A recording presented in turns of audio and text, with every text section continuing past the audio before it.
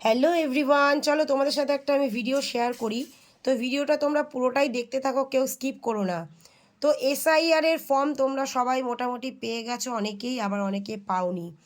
যারা যারা ফর্মটা পেয়েছো কি করে ফিল আপ করবে, তো সেই ফর্মটা কিভাবে ফিল আপ করবে সেই ফিল আপটাই আমি তোমাদের সাথে দেখাচ্ছি তোমাদেরকে।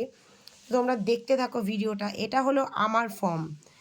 আমি কি করে ফর্মটা ফিল আপ করেছি, যেহেতু আমার ফর্ম আমি একটা এরকম জায়গায় ডান দিকে এই ছবিটা তোমরা প্রত্যেকেই বসিয়ে নেবে, যার যার ফর্মে সে তার ছবিটা বসিয়ে নেবে। এইবার চলে আসলাম এই কলামটা।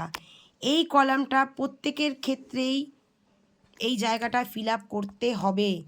প্রত্যেকের ক্ষেত্রেই এই জায়গাটা পুরোটা ফিল আপ করতে হবে, যেটা আমি করে নিয়েছি।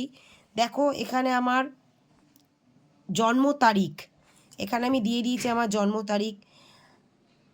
চলে আসলাম পরে আধার নাম্বার, এখানে লিখেছে ঐচ্ছিক আধার নাম্বার, অনেকে দিতেও পারো, অনেকে আবার নাও দিতে পারো, সেটা সম্পূর্ণ তোমাদের উপর নির্ভর করছে।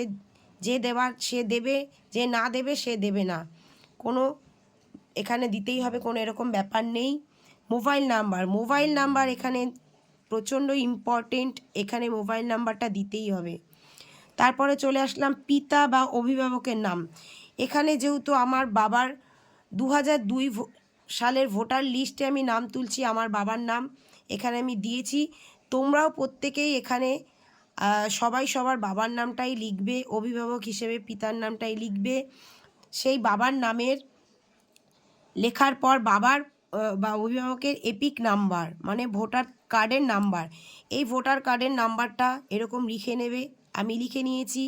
তারপরে চলে আসলাম মায়ের নাম, মায়ের নামটা এখানে তোমরা লিখে নেবে, আমি লিখে নিয়েছি।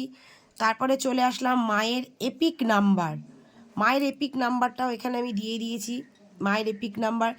এবার চলে আসলাম হাজবেন্ড, স্বামী বা স্ত্রীর নাম। এখানে যেহেতু আমি বিবাহিত, আমার হাজবেন্ডের নামই আমি এখানে লিখব। আমি আমার হাজবেন্ডের নাম লিখে নিয়েছি।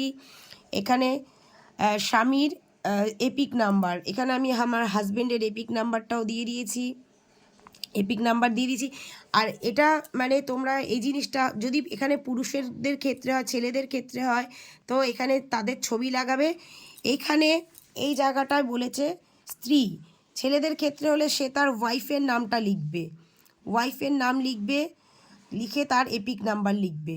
আর মেয়েদের ক্ষেত্রে হলে সে বিবাহিত হলে তার হাজবেন্ডের নাম লিখবে, তার এপিক নাম্বার লিখবে। তো এই জায়গাটা কমপ্লিট হয়ে গেল। তো আমি যেভাবে করেছি এভাবেই তোমরা এই জায়গাটা প্রত্যেকেই ফিল আপ করবে। এই জায়গাটা সবার জন্য, প্রত্যেকেই এখানে ফিল আপ করতেই হবে, এই জায়গাটা গুরুত্বপূর্ণ। তারপরে চলে আসলাম এই কলামটা। আচ্ছা, 2002 সালে ভোটার লিস্টে আমার নাম নেই, সেই জন্য আমি এই জায়গাটা ফিল আপ করেছি। আমার যদি 2002-এ ভোটার লিস্টে নাম থাকতো, তাহলে আমি এই বাঁদিকের এই জায়গাটা ফিল আপ করতাম। যদি 2002 সালে আমার ভোটার লিস্টে নাম থেকে থাকতো, তাহলে আমি এই বাঁদিকের এই জায়গাটা ফিল আপ করতাম। যেহেতু নেই আমার 2002-এ ভোটার লিস্টে, তাই আমি ডান দিকের এই জায়গাটা ফিল আপ করেছি। তোমরাও তাই করবে, এভাবেই ফর্মটা ফিল আপ করবে। তো আমি আমার বাবার নামে যেহেতু ফর্মটা ফিল আপ করছি, 2002 সালের লিস্টটা বাবার নামটা এখানে লিখে নিয়েছি। 2002-এর এই লিস্টটা তোমরা দেখো, আমি এই লিস্টটা জোগাড় করেছি। তো তোমরাও এইভাবে 2002-এর লিস্টটা জোগাড় করবে। এখানে আমার বাবার নামটা লেখা আছে প্রেমানন্দ বাড়ই, তো এখানে তার আত্মীয়ের নাম লেখা আছে শশধর বাড়ই। এই 2000 ভোটার লিস্টে যে নাম্বারটা রয়েছে, WB দিয়ে যে নাম্বারটা রয়েছে, আমার বাবার এই নাম্বারটাই আমি এখানে লিখেছি, WB দিয়ে এই নাম্বারটা এখানে দিতে হবে।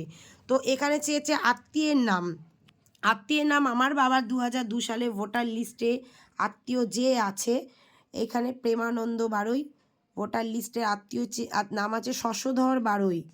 এই যে শশধর বাড়ই, এই জায়গাটা তোমরা সবাই ভুল করছো, অনেকেই দেখছি। তো এই জায়গাটায় যার নাম বসাচ্ছ, যার 2002-এর ভোটার লিস্টে যার নাম আছে, তার নামটা এখানে লিখছো। আর তার এপিক নাম্বার দিয়ে সেই ভোটার লিস্টে তার আত্মীয়র নাম কি আছে, সে তার বাবাও হতে পারে, মহিলাদের ক্ষেত্রে তার হাজবেন্ড হতে পারে, সেই নামটাই এখানে লিখতে হবে। আর লেখা হয়ে গেলে তারপরে এই দুজনের সাথে, এই এনার সাথে আর এনার সাথে, এই দুজনের সাথে আত্মীয়ের কি সম্পর্ক, এদের দুজনের সাথে কি সম্পর্ক, এই সম্পর্কটাই এখানে লিখতে হবে।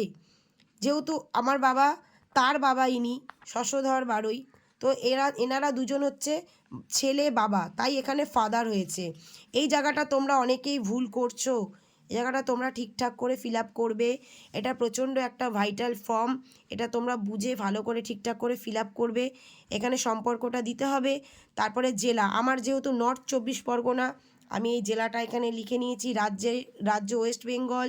আচ্ছা, আমার বাবা বরানগর বিধানসভার ক্ষেত্রে, এখানে বরানগর বিধানসভা নির্বাচন ক্ষেত্র, এইখানে বিধানসভা ক্ষেত্রের নাম্বারটা, এই যে নাম্বারটা তোমরা 2002 সালের লিস্টেই পেয়ে যাবে। দেখো এখানে রয়েছে বরানগর বিধানসভা নাম্বার, এই নাম্বারটাই তোমাদের দিতে হবে। আমার যেহেতু 137, তাই আমি 137 এখানে দিয়ে দিয়েছি। অংশ নাম্বার, এই দেখো 2002 সালের লিস্টে অংশ নাম্বার এখানে দেওয়া আছে। 2002 সালের লিস্টে অংশ নাম্বারটা এখানে দিয়ে দেবে। 281 আমারটা আমি দিয়েছি, তোমাদের যেটা আছে সেটা দেবে। আচ্ছা, এখানে ক্রমিক সংখ্যা চেয়েছে, মানে সিরিয়াল নাম্বার। 2002 সালের ভোটার লিস্টে আমার বাবার সিরিয়াল নাম্বারটা আমি দেখে নেব। দেখতে পাচ্ছ 219, এটা হচ্ছে সিরিয়াল নাম্বার।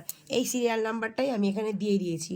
তো এইভাবেই তোমরা সবাই ফর্মটা ফিল আপ করবে, ধীরে ধীরে ফর্মটা ফিল আপ করবে, কোনো রকম যাতে এখানে কাটাকুটি বা কিছু না হয়, ফর্মটা যাতে বাজে না হয় লেখাটা। তো সেইভাবেই তোমরা ফর্মটা ফিল আপ করবে। এখানে আমি আমার সই করে নিয়েছি। আর এই সইয়ের ক্ষেত্রে আরেকটা কথা বলি, পরিবারের কেউ যদি সেই মুহূর্তে বাড়িতে না থাকে, দূরে কোথাও থাকে, সে সই করতে পারছে না, তো বাড়ির যে কোনো সদস্য এই জায়গা সেখানে সই করতে পারেন, তো সেটা করতেই পারেন, কোনো অসুবিধা নেই। তো তোমরা সবাই ভিডিওটা দেখলে এইভাবেই 2002 সালের লিস্ট বার করে নেবে, নিয়ে এই ক্ষেত্রে এভাবেই নিজের ছবি বসিয়ে এরকমভাবে ফর্মটা ফিল আপ করবে। তো আমার ভিডিওটা পুরোটা দেখার জন্য অসংখ্য ধন্যবাদ।